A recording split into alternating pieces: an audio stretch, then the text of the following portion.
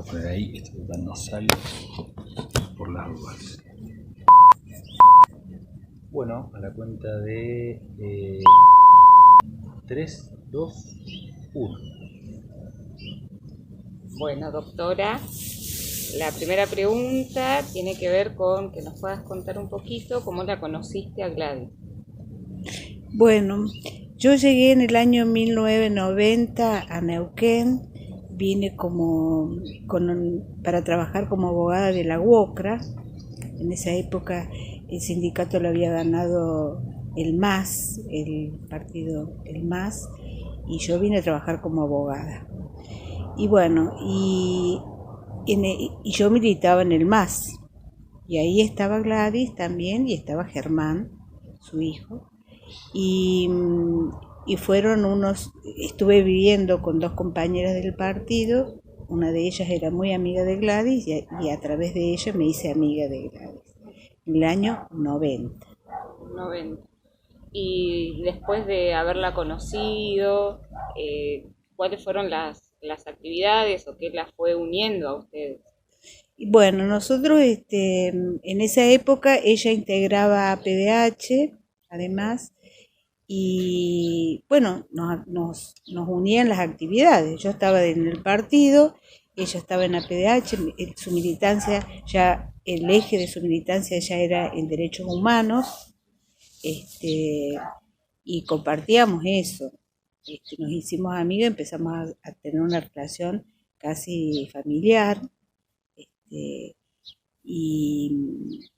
y empezamos a compartir eso. En ese momento también ocurrió algo muy caro para mis afectos, que falleció mi mamá, yo la tuve que acompañar en toda su enfermedad y ella me acompañó muchísimo en eso, ¿no? Después fuimos a Villa Mercedes, ella me acompañó a Villa Mercedes donde yo soy, y bueno, establecimos un vínculo muy fuerte, muy fuerte.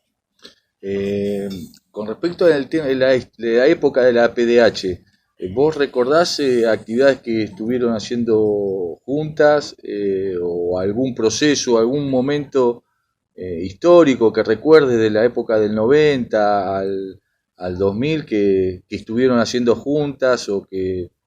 Sí, ella cualquier actividad de APDH nos convocaba y yo siempre acompañaba esas actividades por su invitación y por mi compromiso político, ¿no?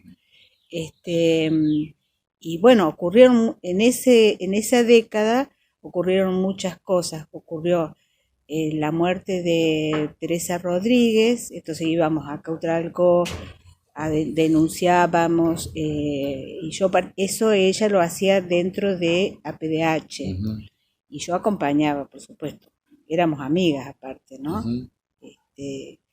Bueno, mucho. Su militancia siempre fue muy para afuera, muy comprometida y de hacer, de denunciar, hacer y denunciar. Obediencia de vida y punto final fue en esa época también, Sí, ¿no? En sí. la época menemista, digamos. En la época de Menem, que sí. fue muy fuerte, una actividad muy fuerte, Claro, muy sí. marcada en todos los organismos de derechos humanos. Sí, en los organismos de derechos humanos, sí, sobre todo los organismos que hacían, que habían sido, que denunciaban permanentemente el genocidio, entonces el punto final era una cachetada para todos, ¿no? Por eso había que salir a denunciarlo. Y bueno. La PDH en ese entonces estaba más nucleada al obispado, ¿no? Funcionaba más cerca de lo que tenía que ver con la iglesia. Claro, con de don Neval, Jaime, con don Jaime. Claro. Estaba muy... después que muere don Jaime, cambia también políticamente, algunas cosas cambian y empieza a haber otro tipo de denuncias con respecto al abuso policial, con respecto, en esa época se decía abuso policial, ahora se dice gatillo fácil, que APDH no quería tomarlo, ¿no? Entonces también había muchas denuncias de maltrato hacia los presos, así que en el 98 Gladys nos junta a varias amigas, algunas que estaban militando en APDH, nos propone formaron una asociación para defensa de los derechos de los presos. Y así es como surge Zainuco. Surge como una opción dentro de derechos humanos, pero que tenga que ver nada más que con los derechos humanos de los presos. Bueno, nos pusimos a estudiar todo, qué leyes estaban vigentes, qué leyes no se cumplían, y bueno, una persona con el motor político y de energía que tenía la Gladys, ahí nomás armamos todo, ¿no? Hizo una convocatoria a todas las... Y Zainuco cuando se arma con un grupo importante de militantes. La mayoría eran independientes, independientes de los partidos políticos, digo. Y bueno, así surgió. Hay un momento importante también que es en el año, puede ser 98, 99, con la asunción en la universidad del rector Rabasa. Sí. Sí, que empiezan a estar en las secretarías distintas personas, en el cual incorporan tanto por distintas secretarías a gente que quiera participar. Entre ellos arman una red, ¿puede ser? Sí, la Red Patagónica de los Derechos Humanos. Sí, eso también fue motor de Gladys. Se arma una red de todas las organizaciones de derechos humanos de la Patagonia. Pero nosotros seguíamos siendo el único organismo que atendíamos el tema de los detenidos, de las personas privadas de libertad. Porque la mayoría de los organismos de otros lugares, de Viedma, de Tierra del Fuego, de Bariloche, se ocupaban de los derechos humanos víctimas de genocidio. En cambio nosotros tomamos este otro rumbo, digamos. Y en ese otro rumbo, imagino que y en ese contexto debe haber sido sumamente difícil que por ahí parte de la sociedad entendiera lo que ustedes estaban planteando, ¿no? Claro, es difícil explicar por qué uno tiene que defender a una persona que cometió un delito. Y la explicación que nosotros dábamos que esa persona cometió el delito, pero está pagando su culpa con la cárcel.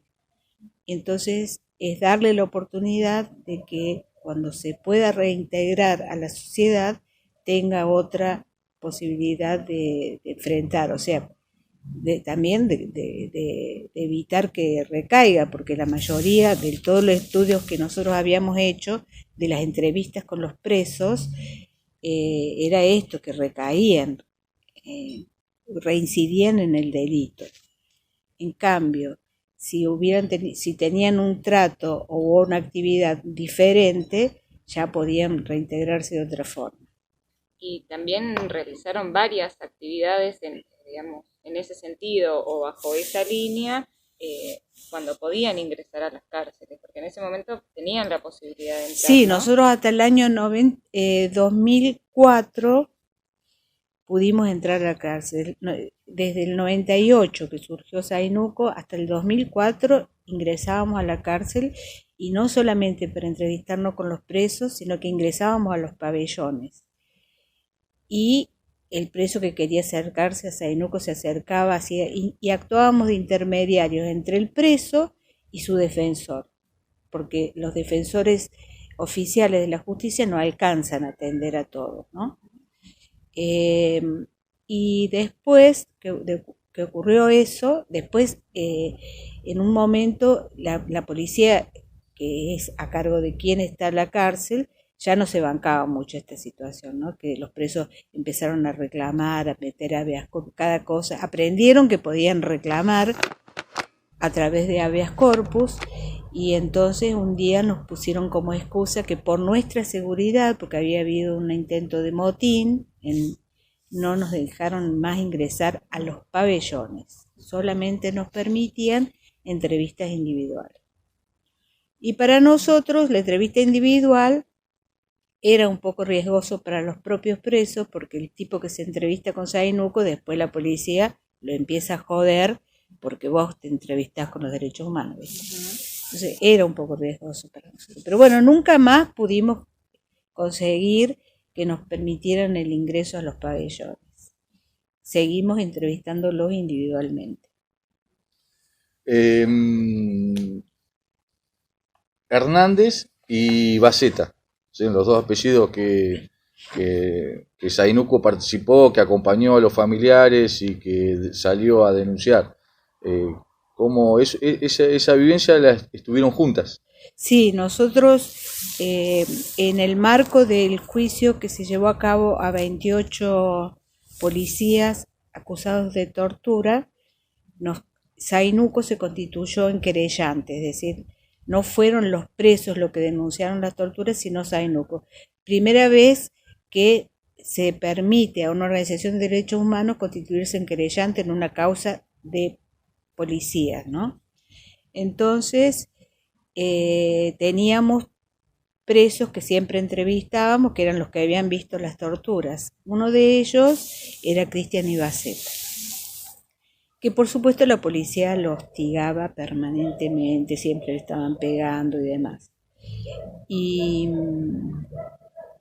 justo lo habíamos ido a entrevistar, había ido Gladys con otra compañera, siempre entrábamos a la cárcel Gladys y yo, pero esa vez yo no podía, así que entró otra compañera, creo que fue con Vale, y al día siguiente, esa noche lo mataron a Cristian en la U11. Entonces para nosotros fue un golpe terrible, aparte de la pérdida de Cristian, con el que teníamos el vínculo, ¿no? Fue también un cachetazo terrible para la organización, ¿no? Tipo, esto le pasa a los que se entrevistan con Zainuco. Y así que bueno, nos constituimos en querellante, hablamos como en la familia, bueno, y Gladys todos quedamos re golpeados con la muerte de Cristian, ¿no? Fue un golpe muy grande. Y posteriormente, ya en el 2005, ocurrió lo de que mataron a un adolescente en Barrio San Lorenzo, que es el hijo de Elia Hernández. Y ella, la Gladys, cada vez que se enteraba de algún caso de abuso policial, iba al hospital, visitaba a la familia, le daba instrucciones de qué cosas tenía que hacer desde lo legal, le ofrecía acompañarla en la denuncia, bueno, y ahí la conoció a Eli y la acompañamos luego, también nosotros le acompañamos para que se constituyera en querellante, le ofrecimos nuestros abogados y participamos en esa causa, acompañándola a Eli, ¿no? Ajá. Y llevamos 15. 15. Sí, sí, para que sepan ustedes. Bien.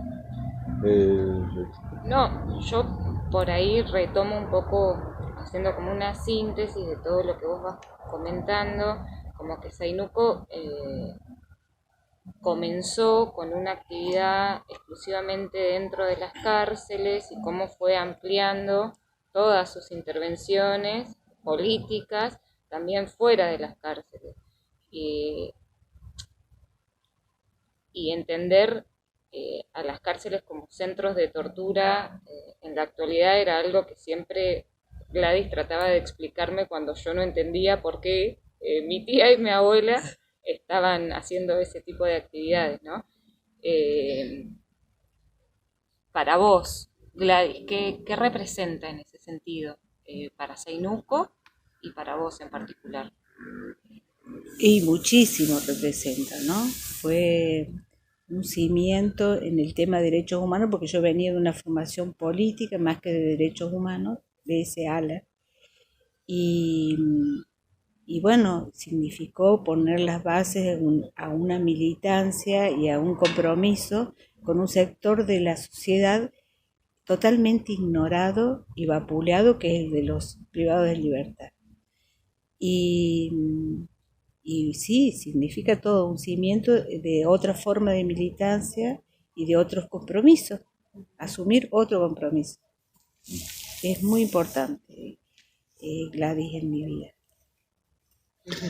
Bien, y por último, como amiga, como cuestión familiar, ¿qué es lo que significa, lejos de lo que es la militancia, dejando de lado el tema de la militancia, qué es lo que significa como amiga, como familiar? Bueno, como familiar, yo siempre digo que ella fue, yo soy hija única, fue mi hermana mayor, desde el compromiso afectivo, reentregada, represente en todo y, y, también ese mismo compromiso que ella siempre manifestó en lo político, desde lo afectivo era así. Así que nos acompañamos siempre mucho las dos, ella a mí y yo, cuando fue todo el tema de su enfermedad y todo eso, fue una compañía mutua, ¿no? Y así fue el dolor también de su partida. Pero sí, el compromiso afectivo y el amor de que Gladys que nos teníamos era muy fuerte, muy importante, y también eso también marcó mi vida, ¿no? La Gladys la que no tranza, podríamos decirlo. Estábamos pensando un título, ¿no? ¿A vos qué te parece? La Gladys, la que no tranza. Sí, puede ser un título, la que no tranza, pero podría ser otra, la comprometida, la jugada por la justicia, jugada por la verdad, podría ser otro también, porque ya por siendo jugada y comprometida no transás. Ujú. ¿Y algún ejemplo de que haya sucedido entre ustedes, alguna experiencia, alguna anécdota que te haya marcado, que quieras recordar, que pueda reflejar esto que vos estás diciendo? No sé si alguna actividad de Sainuco que para vos fue, que queda en tu memoria. No, a mí siempre lo que me movilizaba y me activaba era la actitud que tenía ella con los policías cuando íbamos a la cárcel. Ahí se ve su compromiso, bueno, porque también ella fue víctima de la cárcel. Ella estuvo presa y ella sufrió un montón de cosas que nosotros a veces ni nos podemos imaginar, porque ella además tenía el buen tino de no explicarte. Sí, la torturaron, cómo te torturaron, pero yo sabía todo lo que había pasado, ¿no? Y ella se paraba frente a los policías de una manera que le tenían miedo, ¿viste? Y era decir, yo también me paro, yo a veces, no, nunca voy a ser como la Gladys, ¿no? Pero exigiéndole, impresionante. A mí eso, siempre la admiré en eso. Cómo se paraba frente a los milicos, a la policía.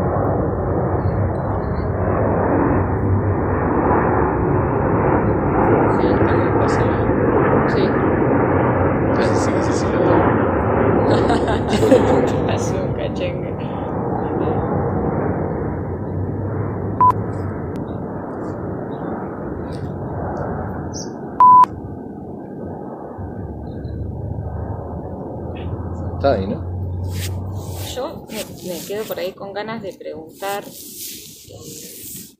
vos estabas hablando de cómo se paraba frente a los policías con esa contundencia, con esa firmeza y sus exigencias, que está buenísimo, y después también recalcás toda la otra parte del compromiso, de su afecto, su amorosidad,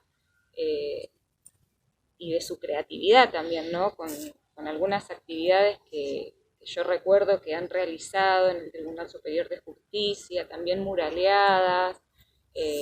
¿Tenés algo así como para contarnos de esas actividades puntualmente? Sí, la Gladys lo que tenía era el tema de hacer participar a todo un sector de la parte artística, ya sea de la música, de la pintura y demás, y pedir de alguna manera algún asesoramiento, no quedarse con que lo político, formal, lo escrito es lo que vale, sino hacerlo más amplio.